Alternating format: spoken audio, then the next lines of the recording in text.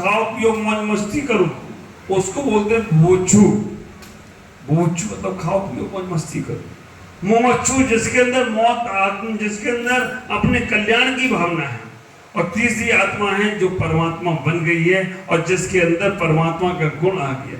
अगर तुम्हारे अंदर आत्म कल्याण का थोड़ा भी भाव आता है, समझ के रखना, तो तुम सम्यक दर्शन को प्राप्त हो रहे हो। कैसे होना है ये बात की बात है, लेकिन इतना भाव तो लाओ मन में कि हमें भी भगवान, हम पूजा पाठ में लगे हैं, हम स्वाध्याय कर रहे हैं, हम तपस्या कर रहे हैं, तो हमें कम से कम उस संयम का फल का प्राप्ति हो।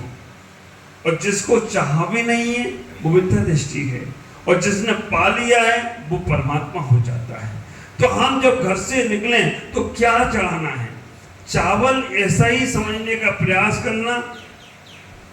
चावल को हम क्यों चढ़ाते हैं? क्योंकि हर जगह प्रांत में चावल मिले, काजू किशमिश बादाम मिले या ना मिले, लेकिन चावल गरीब से गरीब व्यक्ति के घर में भी चावल मिले।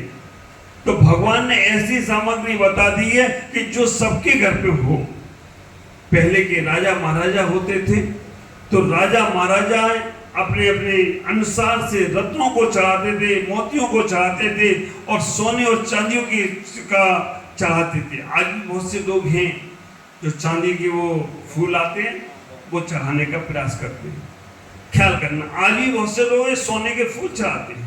मैं सम्यक शिखर में 2 साल पहले जब जातुमास हुआ था 22 में, तो मैंने कई लोगों को देखा कि लोग रत्न चढ़ा रहे हैं, रोज चांदी के फूल चढ़ा रहे हैं, रोज तो चढ़ाते हैं। आज भी लोगों के पास है तो चढ़ाते हैं। क्या चढ़ाने का क्या फल मिलता है? चावल चढ़ाने से सामान सा फल मिलता है, पुण्य का फल मिलता है। अगर हमारे घर में लक्ष्मी की कमी है, हमारे घर में पैसा दिखता नहीं है, टिकता नहीं है, आता है और चला जाता है, और बहुत मुश्किल से आता है, तो कहा है कि लक्ष्मी की अगर कमी है तो लौंग चढ़ाकर हमें दर्शन करना चाहिए। खाली हाथ हम जब जाएं मंदिर में तो लौंग चढ़ाकर दर्शन करना चाहिए। लौंग चढ़ाने से हमारे घर में लक्ष्मी की कमी नहीं पड़ेगी। चावल नहीं चढ़ाना, लौंग चढ़ाओ। लौंग में लक्ष्मी का वास है। हमें कोई संसारिक फल की प्राप्ति करना है तो हम बादाम चढ़ाकर फल को, बादाम चढ़ाकर दर्शन करें। आप विचार करके रखना, बादाम चढ़ाकर हम भगवान के दर्शन करें तो संसारिक फलों की प्राप्ति होती है। हमें कोई जमीन जायदाद के केस है, कोर्ट कचहरी के केस है, उनसे हमें अगर निवृत्त होना है, उनसे बचना है, तो हम सुपारी चढ़ाएं। सुपारी चढ़ा के भगवान के दर्शन करें। सामान से दर्शन चावल चढ़ा के कर सकते हैं, लेकिन हमें अगर विशेष रूप से अगर अपने घर में लक्ष्मी की कमी है, अपने घर में पैसा दिखता नहीं है, तो हम लौंग चढ़ा कर करें। संसारिक कोई इच्छाएं हैं, संसारिक कोई हमारी भावनाएं हैं, तो हम बादाम को चढ़ाकर भगवान के दर्शन पूजन कर सकते हैं। कोर्ट कचहरी, जमीन जायदाद, इतने सब है, तो हम सुपारी चढ़ाकर भगवान के दर्शन पूजन कर सकते हैं। बाकी का तो तुम यहाँ कुछ चढ़ाओगे नहीं, चढ़ाओगे तो तुम अभी पता नहीं क्या क्या हो जाओगे। बाकी का तो कर्नाटक में चढ़ने दो, बाकी का तो महाराष्ट्र में चढ़ने दो, क्योंकि यहाँ चढ़ाने में गड़बड़ा जाएगा तुम्हारा मामला। तो तुम जो चढ़ाओगे वही बता रहा हूँ। आप अगर अपने जीवन में सब कुछ है और अपने जीवन में थोड़ा सा खुशी लाना चाहते हो, मुस्कुराहट लाना चाहते हो, शांति लाना चाहते हो, आप इलायची चढ़ा के दर्शन करें। आप विचार करके रखना, सब है, धन है, पैसा है, घर है, परिवार है, लेकिन शांति नहीं, तो आप क्या करना है?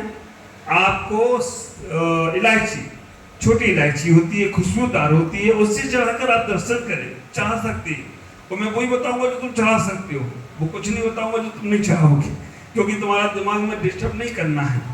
तो आप विचार करके रखना, आप लवंग चढ़ाएं, आप इलायची चढ़ाएं, आप सुपारी चढ़ाएं और आप चावल चढ़ाएं। 4 सामग्री मैंने बता दी। चावल चढ़ाने से सामान दर्शन पुनर्जन्म मिलता है, लौंग चढ़ाने के लक्ष्मी की प्राप्ति होती है, बादाम चढ़ाने से संसारिक इच्छाएं पूरी होती हैं, सुपारी चढ़ाने से तुम्हारे कोर्ट कचहरी आदि आदि के जो केस हैं, भगवान को सुपारी चढ़ा के जाओ।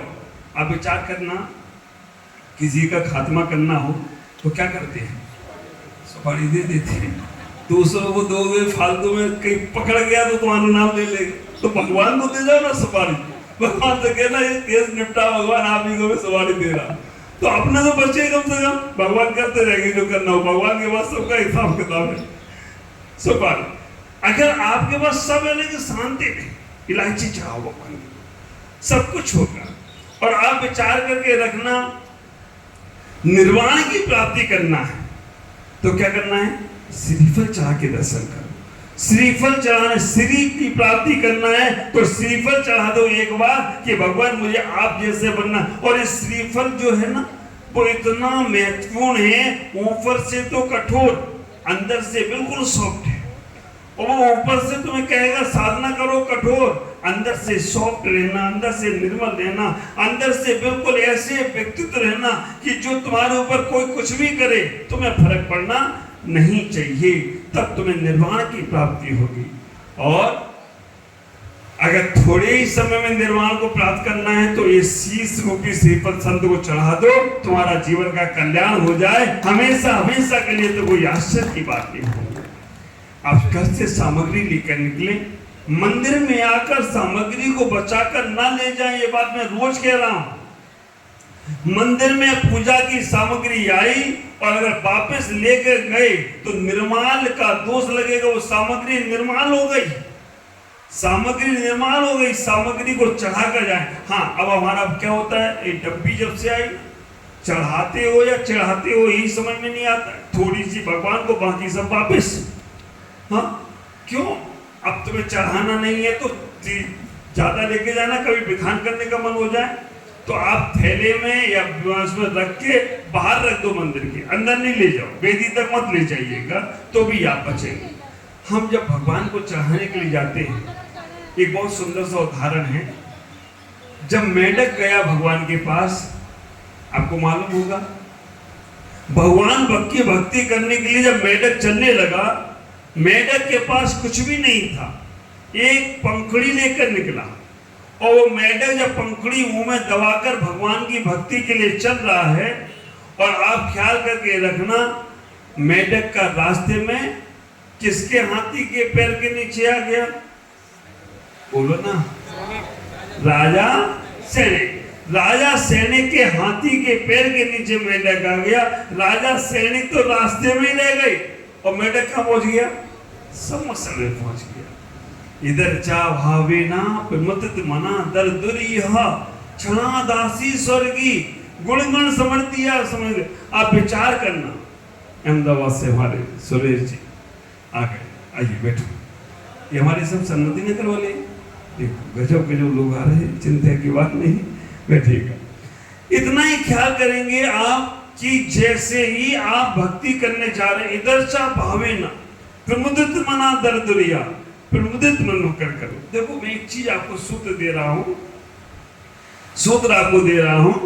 सूत्र ये है कि काम तो करना ही है। कपिल भाई, जब तक वो आंगन में आ जाए तब तक तुम बैठे ही रहना। सूत्र ये दे रहा हूं कि काम तो तुम्हें करना ही है। काम रोकर करोगे तो भी करना है और हंस के करोगे तो भी करना है। रोकर करोगे तो भी करना है, हंस के करोगे तो भी करना है। तो हम उस कार्य को हंसकर क्यों नहीं करें? उस कार्य को मुस्कुराकर क्यों नहीं करें? उस कार्य को अच्छे मन से क्यों नहीं करें? अगर अच्छे मन से करेंगे तो साथी से पुण्य का बंद होगा। और अगर रो रो के करोगे तो पुण्य धुन तो छोड़ो, जो देखेगा वो भी कहेगा बाबा रे ऐसा धर्म नहीं करना, रो के करते हैं लोग। हमें अपने जीवन में उस पुण्य को इकट्ठा करना है तो मुस्कुराते हुए भगवान की भक्ति करें, प्रमुदित मन होकर, खुश होकर। हम जब भगवान की भक्ति के लिए जाते हैं तो हमारा पुण्य अपने आप बढ़ने लगता है और हमारे पुण्य की बरगनाएं इतनी विशुद्धि से बढ़ती हैं कि हमारा जीवन अच्छे से अच्छा हो जाता है। ख्याल करो, हमें याद आना चाहिए वो तीन चीजें। भरत चक्रवर्ती के जीवन में वो तीन घटनाएं घटी, और वो तीन घटनाएं ऐसी घटी कि जब भरत चक्रवर्ती के पास सूचना आती है, भरत चक्रवर्ती से कहा जाता है कि भगवान सैनिकों ने आकर बोला कि आपके घर में, आपके रानी महल में रानी को पुत्र रत्न की प्राप्ति हुई है। भरत चक्रवर्ती शांत रहे। दूसरे नंबर पर सूचना आती है कि आपके चक्र, आपके आयुधशाला में चक्र रत्न की प्राप्ति हुई है। भरत चक्रवर्ती तब भी शांत रहे।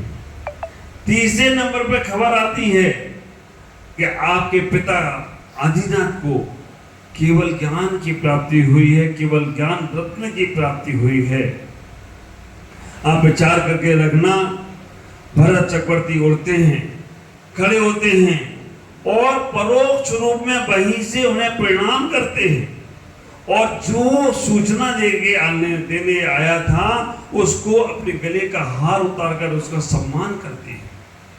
आप ख्याल करके रखना, जैसे ही उसने सूचना दी उन्होंने परोक्ष रूप में वहीं से नमस्कार किया और नमस्कार करने के बाद वहीं से उन्होंने उस व्यक्ति को सम्मान दिया।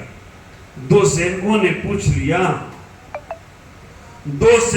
पूछ लिया कि भगवान, मैंने तो आपको पिता बनने की सूचना दी, आपने मेरा सम्मान नहीं किया। दूसरा सैनिक ने बोला, मैंने आपको आयुधशाला में चक्र रत्न, आपको चक्रवर्ती बनने की सूचना दी, आपने मेरा सम्मान नहीं किया, इस तीसरे का सम्मान क्यों किया? भरत चक्रवर्ती बहुत प्यारी सी बात बोली, ये बात आपको अपने जीवन में उतारना है। भरत चक्रवर्ती बहुत प्यारी सी बात बोले, वो इतना ही कहते हैं, जिसने मुझे पिता बनने की सूचना दी उसने मुझे भोगी घोषित किया है, क्योंकि भोग का फल ही पिता होना है। उसने तो कह दिया तुम भोगी हो, संसारी हो, तुमने संसार का सृजन किया है, उसका क्या सम्मान करना। दूसरे नंबर पर जिसने चक्र रत्न की घोषणा की उसका क्या सम्मान करना, वो तो हमको हिंसक बना रहा है। कोई मेरी बात नहीं मानेगा तो मैं चक्र चला दूंगा और चक्र चलाऊंगा तो हिंसा होगी। तो जो मुझे हिंसक होने की सूचना दे रहा है उसका मैं क्या सम्मान करूं? ख्याल करना। और केवल ज्ञान प्राप्त आदिनाथ को हुआ है, उनका सम्मान इसलिए कर रहा हूं कि केवल ज्ञान के माध्यम से जितनी दिव्य देशना खिलेगी, जितने जीवों का कल्याण होगा, जितने जीवों के परिणाम निर्मल बनेंगे, उससे हमारा भी कल्याण होगा। तो जो कल्याण का पथ दिखा रहा है उसका मैं सम्मान हमेशा करते रहना चाहिए, इसलिए मैं तीसरे का सम्मान करता। विचार करना कलकत्ता वालों, कई जन्मों की पुण्य की साधनाएं होती हैं तब साधुओं के चातुर्मास होते हैं। हमें इतना ही विचार करके रखना, इतना बड़ा, इतना अच्छा, इतना सब प्रकार से यहाँ चातुर्मास हो रहा है। और अभी भी अगर तुम्हारे पास देखो, लाभ लेने वाले लाभ ले रहे हैं और लाभ लेने वाले दूर दूर से आकर भी लाभ ले रहे हैं। तुम्हारे घर पर गंगा आ गई और तुम्हें अभी भी अपना व्यापार, बिजनेस यहाँ वहां ये वो दिख रहा है। गंगा आई और चली जाएगी, सूर्य निकला है और शाम को सूर्य चला जाएगा। लेकिन हम सब लोग जो दूर दूर जाकर सोचते हैं लाभ लेना है, अब वो घर बैठकर लाभ मिल रहा है और अभी भी हम अपने समय को एडजस्ट नहीं कर पाए। अभी भी हम लाभ लेने के लिए हम अपनी नींद ना छोड़ पाए। हम अगर 8 बजे उठते हैं तो 6 बजे उठने का सोचो। आप विचार करके रखना, हम अगर दुकान 10 बजे या 9 बजे जाते हैं, हम 11 बजे जाएंगे। हम अपने समय को एडजस्ट करें। हमें ऐसा समय बनाना है जिससे गुरुओं का लाभ भी मिल जाए और हमारा धर्म की भावना भी, प्रभावना भी होती जाए। इतना ही विचार करना। हम मंदिर में पहुंचे तो श्रेष्ठ सामग्री लेकर पहुंचे। अच्छे कार्यों को पहले नंबर पर रखने का प्रयास करो। हम अच्छे कार्यों को देखो, वो हमारा राजेश चेन्नई से आया, मद्रास राजेश सेठ, और पूरा बिहार में रहता है साथ में, अपने ससुर जी को, पत्नी को, सबको लेकर आ गए। कहां से लोग दर्शन के लिए आते हैं। और आप विचार करना, कहां दीमापुर, कहां गुवाहाटी, कहां चेन्नई, कहां अहमदाबाद, कहां से लोग, कहां सरमती नगर। और सरमती नगर वाले तो सेवफल लेके आए, हमें लग रहा है। आप विचार करके रखना। अच्छा, सिंगापुर से भी हमारे कैलाश जी का बेटा आया, मैं तो उससे बहुत दिनों से मिलना चाहता, आज वो भी आया है। तो हम इतना ही कह रहे